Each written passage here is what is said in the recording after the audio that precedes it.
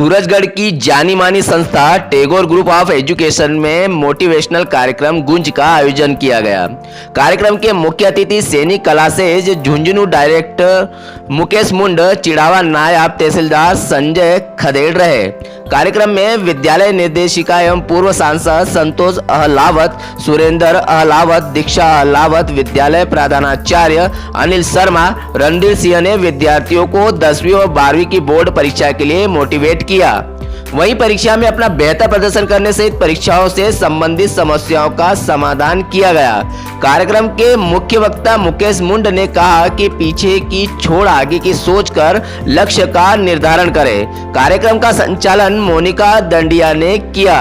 कार्यक्रम में अहम भूमिका निभाने वाले बलवान भास्कर, अजय लुणायच, राधेश्याम स्वामी व अजय का विशेष योगदान रहा। सूरजगढ़ से पत्रकार दिनेश झाझड़िया की रिपोर्ट। इसका उद्देश्य है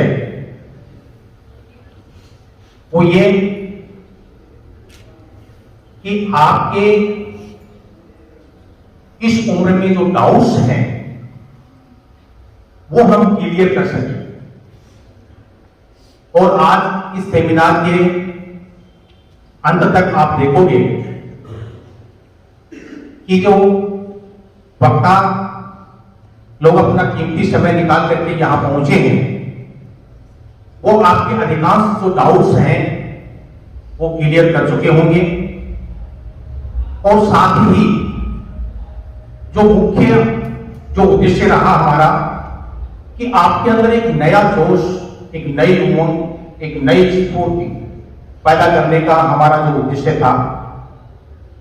तो इस सेमिनार के अंत तक आपके अंदर एक नया जोश होगा, एक नई उमंग होगी। आपके जो लक्ष्य हैं, जो आपने जो निर्धारित कर रखे हैं, उनके लिए आपकी जो सोच है वो आपकी परिवर्तित होगी और आपके पूरे जुनून के साथ, पूरे जोश के साथ आप पूरी तन्मयता से उसमें रत हो। मैंने विद्यालय का सपना देखा नहीं था। मेरा मन था कि मैं आईएएस बनूं, आईपीएस बनूं। और पढ़ने में क्योंकि शुरू से अच्छी थी, राजस्थान विश्वविद्यालय से मुकेश जी, मैंने अर्थशास्त्र विभाग से जब एमए किया और रिजल्ट आया तो मैंने पूरे डिपार्टमेंट को टॉप किया।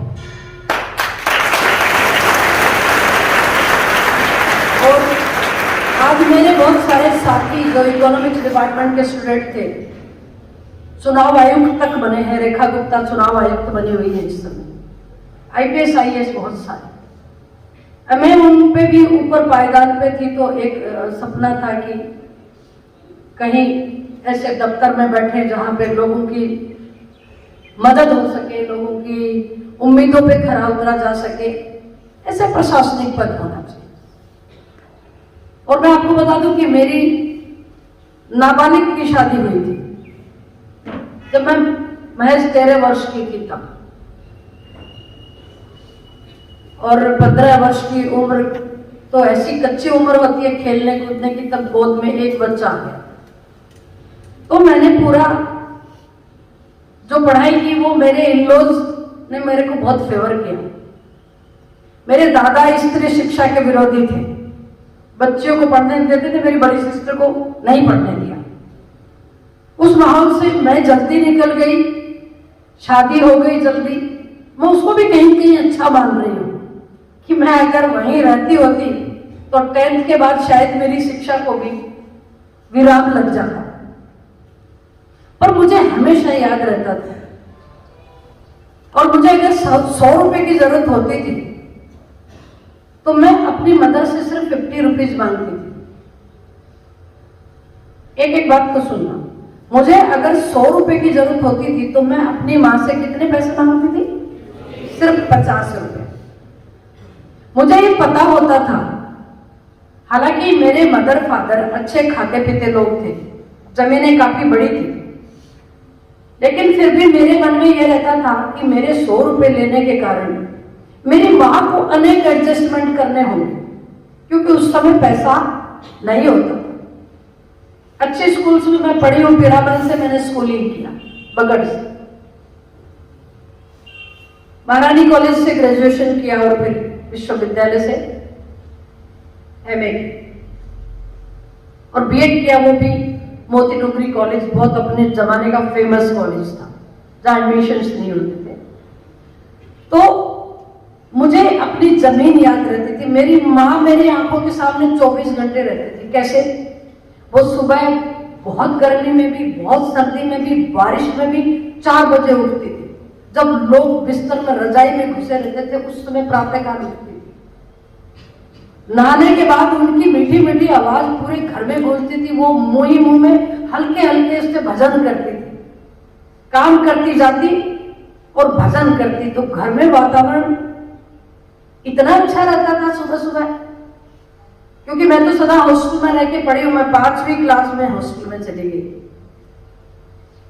तो घर पे आने के अवसर तो कम होते थे, पर जो मिलते थे अवसर उनमें वो मधुर आवाज पूरे आंगन में गूंजती रहती थी। मैंने उन्हें बहुत स्ट्रगल करते देखा। हाथ से चक्की पीसना, आटा पीसना, कुट्टी काटना, पशुओं को डालना, खेतों में जाना, चारा लाना। मैंने कोई एक घंटा, आधा घंटा भी उनको कभी इस तरह नहीं देखा कि वो आराम कर रही है। ये सब मैं आपको क्यों बता रही हूं? मैं इसलिए बता रही हूं कि जिन लोगों की पृष्ठभूमि जैसी होती है, माता पिता से वातावरण, संस्कार जैसे मिलते हैं, वो बच्चा अपने जीवन में वही दूसरों को देने की कोशिश करता है। और वो हमेशा एक बात बोलती थी, गलती हो जाए तो बिना समय गवाए ये बोलना चाहिए कि वो मेरी भूल थी, और नहीं गलती हो तो ब्रह्मा जी उतर के आ जाए, स्वीकार करने को बोले तो बोलना नहीं किया मैंने। वो हमेशा इस बात को बोलते।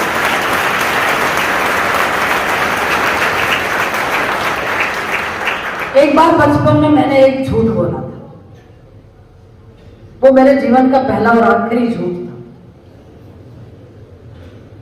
पहले घर में चूल्हे जलते थे और रोटी बनाने के बाद जो गरम राख बचती थी उसमें घी का बर्तन रख देते थे ताकि वो गर्म होता रहे। हम बहन भाई खेल रहे थे, मेरी ठोकर से घी गिर गया। उस जमाने में घी गिरना मीन्स अपशगुन होना, लॉस ऑफ मनी होना। मदर बाहर गई हुई थी, वापस आई तो मेरे कजन, ब्रदर, सिस्टर्स, बुआ के बेटे, हम लोग 5-6 लोग थे। सबने ये तय किया था कि माँ को बोलेंगे बिल्ली ने घी गिराया। सबने बोला बिल्ली ने घी गिराया। तो मेरी मदर बहुत इंटेलिजेंट थी, बहुत ग्रेसफुल थी, लेकिन बहुत ही चतुर और बहुत ही बुद्धिमान थी। मेरे पैर पे घी के छींटे लगे हुए थे। उन्होंने मेरे से बोला साहब लाइन में खड़े हो जाओ सब बच्चे, मुझे लगता है ये काम बिल्ली का नहीं है। तो लाइन में खड़े हो गए सब। सबके चेहरे पे गजब कॉन्फिडेंस, क्योंकि तय कर रखा था सबने, हाँ करनी नहीं। वो मेरे सामने आके रुक गई और मुझे बोली घी तुमने गिराया। मैंने बोला नहीं, मैंने गिराया नहीं।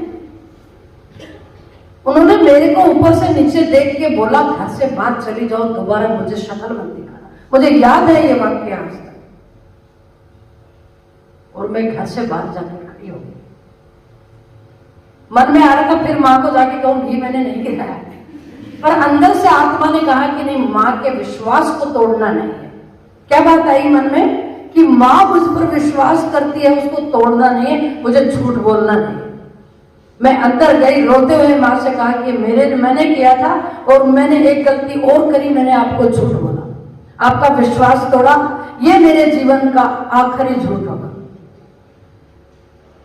और उसके बाद आपको अचंभा होगा कि बहुत अवसर ऐसे आए जब मुझे कुछ गंवाना भी पड़ा मेरे सच के कारण, लेकिन गंवाने की परवाह किए बिना मैं सच पे अडिग रही और मैंने झूठ नहीं।